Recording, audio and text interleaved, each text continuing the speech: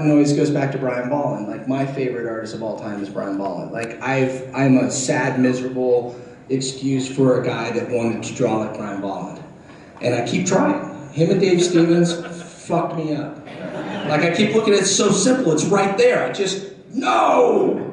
So everything you've enjoyed is me failing terribly. So, but Ballin is like, I love that. I didn't realize that he came from sort of a school of English artists. Like that English school is a little bit of what Neil Adams makes dynamic, but it's almost like they're comfortable being quiet and extremely detailed and realistic. It's almost like everything is, it's funny because something that's infiltrated on t-shirts and a product is something that came out of World War II, but it's the keep calm and carry on. Is that right? Yeah. Why is it like he was in World War II? No. I'm looking for the for my age. No, it's a UK thing. I saw them both World Wars.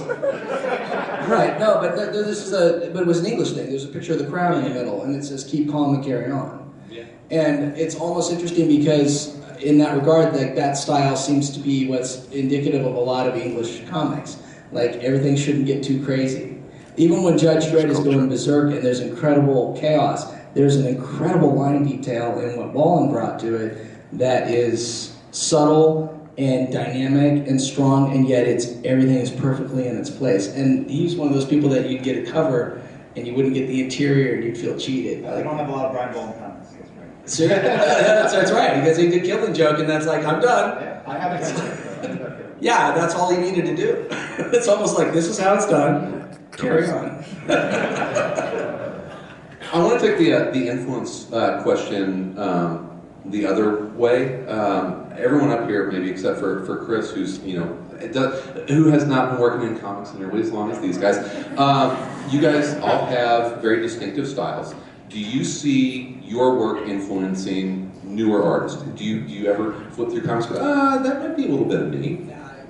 And not to name names, but it's certainly a form of flattery. Only recently, when I got hired to be a cover artist on a book, I recognized that the guy was doing panel layouts the way I kind of lay out a page. But that's still weird for me because like I said a minute ago, I'm still trying to be Brian Ballin. So like for me, I can't see anything except for my failed attempts to be a better artist. So if I'm influencing anybody, I feel bad for them because that means that they're like 3 degrees of my failed attempt. I'm a failed artist. I went into graphic design, but I was one of those guys that would kids. Did you draw? I'm terrible. That's why I went into graphic design. By whose standard?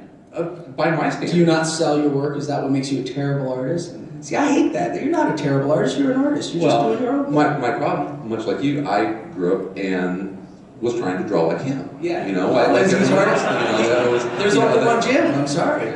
So I mean, you have to see your style, Jim, cropping up in a lot of people's work. I've noticed a little here and there.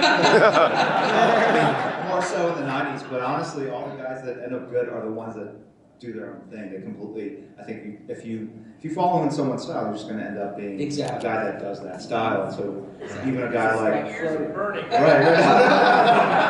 like Travis Charest, to me, is a guy that kind of did that style in the 90s, and then he improved upon it. He did something that was dramatically different and better, honestly. I just love his work, and so I think that's how